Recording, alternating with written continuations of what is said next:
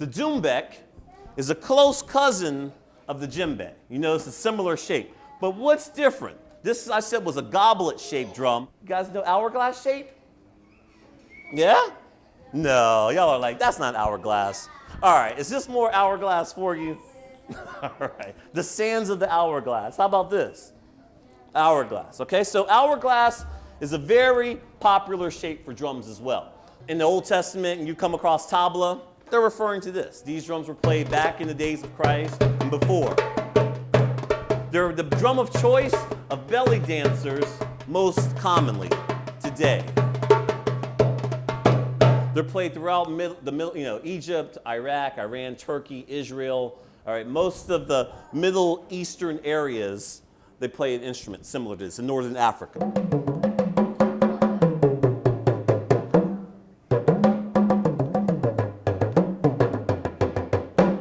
Well, this is called a tama, also known as a dun-dun in Southern Africa, South Africa.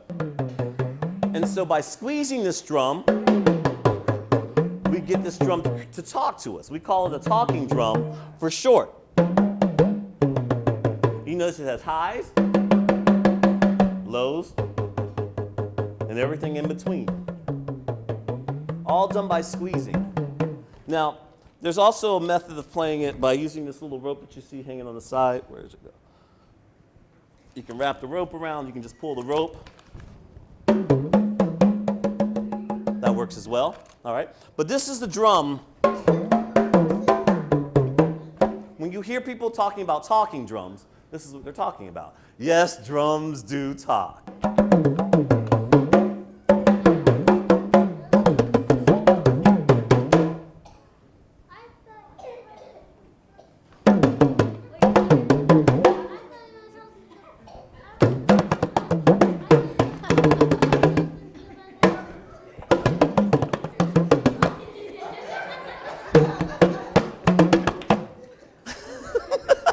Drums do talk, man. Don't try and tell me they don't talk. They might not talk back, but they talk in their own language, okay? Remember, this is all a communication because drumming is the oldest language known to man.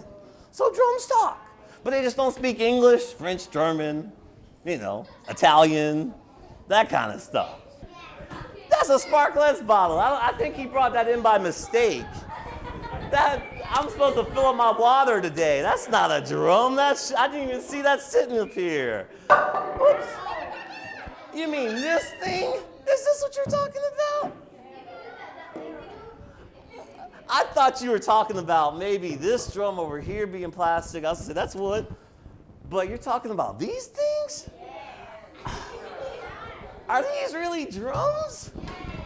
How can these be a drum? They didn't cost $500 or anything. How can it be a drum? Tell me how. Hold on a little bit. This side? Uh-huh. Just drum it? Like, imagine that. What? Did you just teach me something? I came to teach you and you taught. That's all I have to do? Well, I'm glad y'all figured it out before. Based on our idiophone example from earlier, remember? You use what you have. That's what the Africans did. That's what the Brazilians have done. That's what your Trinidadian and Tobagans have done. You guys like steel pan music? You know what I'm talking about when you hear the steel pan?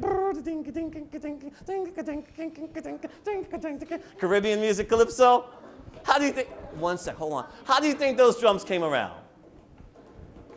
African ingenuity. They said, man, they got these big oil barrels sitting in the ocean, man.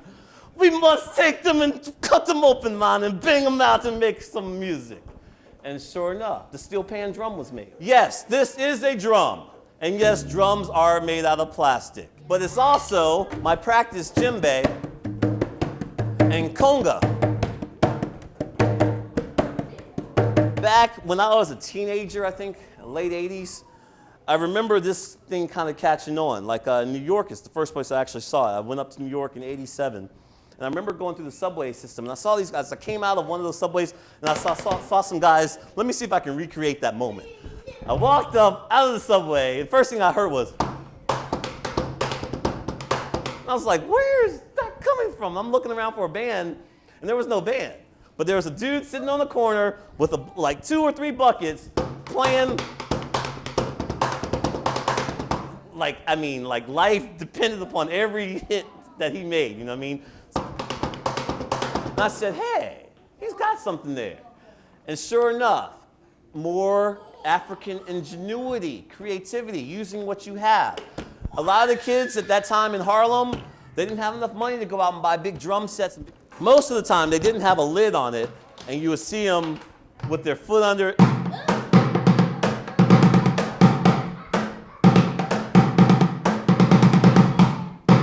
Playing something like that.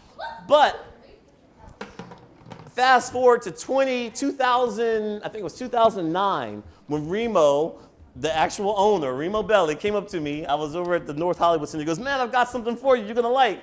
He comes up with this. He goes, see? I was like, Remo, it's a bucket. He goes, no, a not so loud drum.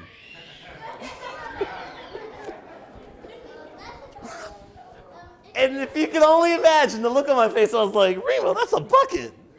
No, it's a not so loud drum then. I was like, I'm missing something. But he spent all of his money, or a good portion of it, creating drums to be played in libraries because they didn't make as big a noise.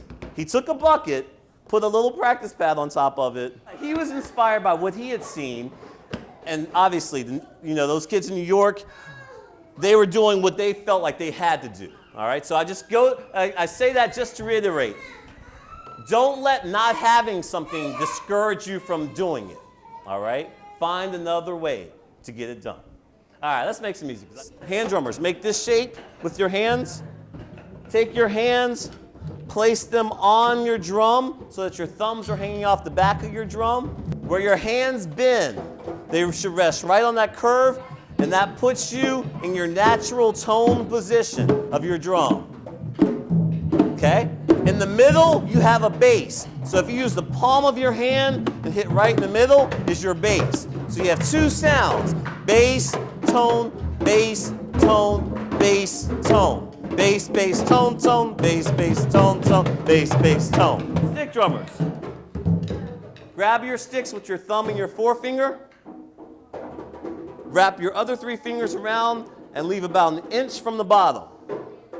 Now, if you have really little sticks, I don't think anybody has really little, yeah. So everybody leave about an inch from the bottom, and you aim for the middle of your drum. You don't have to worry about moving back, just stay in the middle, okay? Now, the first thing we're going to do is called call and response. This is an age-old way of learning in West Africa that we brought over with us. Now, whatever I do on my drum, I want you to do on your drum.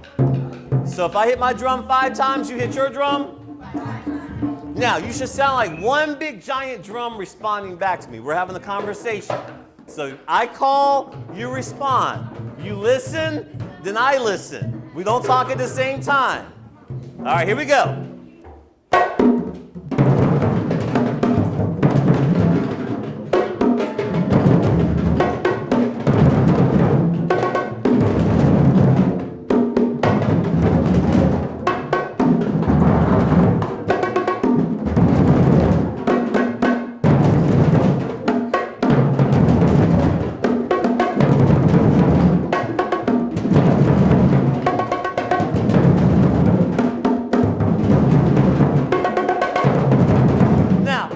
I didn't say that. Wait. I forgot to mention that you have to count too. So make sure your brain is counting. All right, here we go.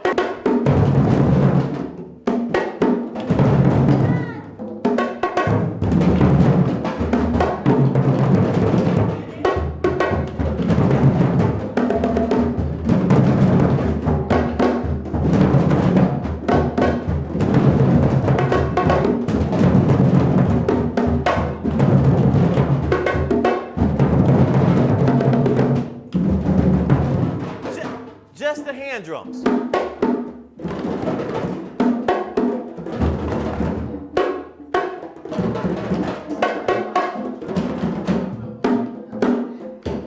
Just the stick drums.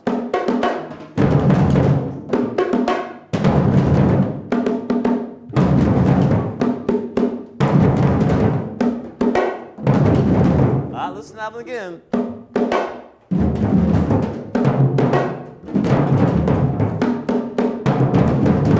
Everybody together.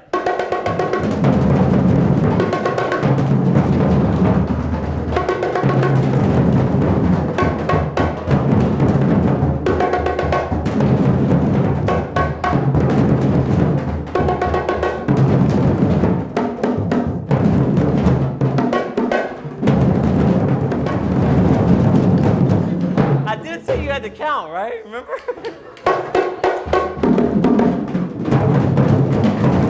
So now, here's an honest question for you. What if it goes so fast that you can't count it? What do? You tell him to do it again and do it slower? Maybe, but he probably won't. You hear? That's the key word. You hear how the music goes. So what she's saying, I'm guessing, you gotta feel it. If you can't count how many beats it is, trust your ears. Your ears will hear and determine what it is. But you gotta trust it. Because I might go.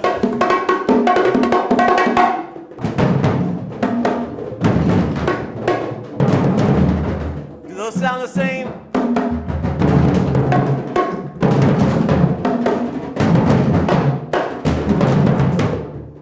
Turn your 6 around. Turn your 6 around.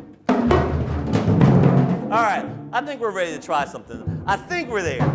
Now, my stick drums, hold on guys. My stick drums, you're gonna be one group. My hand drums, you're gonna be the other group. Okay, you're gonna talk to each other. Now, but listen to what you're gonna say. Stick drums, you're gonna go boom, boom. Listen to what it is. 1, 2. Hand drums, you're gonna respond. They're gonna go 1, 2. Hand drums. One more time. Hand drums. Stick drums. It's gonna go.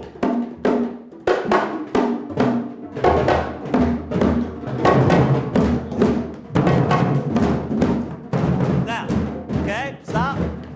Stick drums lead, hand drums respond.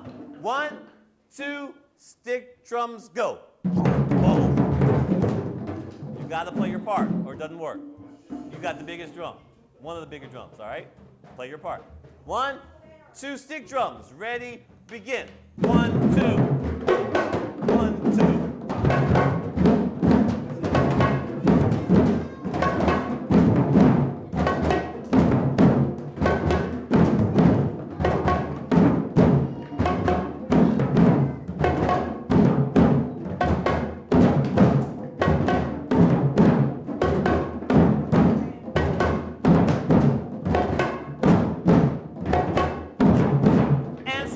Now, that rhythm that we're doing right there, that's called Manjani, Domba.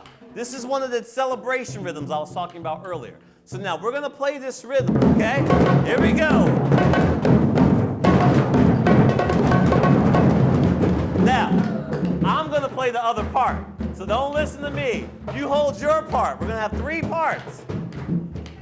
All right, we're gonna try something here. Let's see if it works.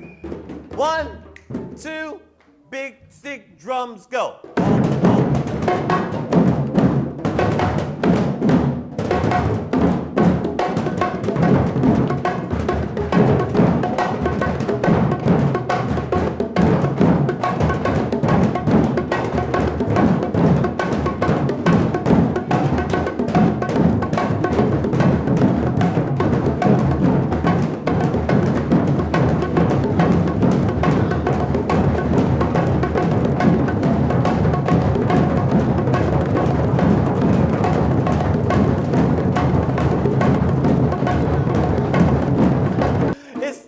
With so much great potential, I was like, all right, we got this.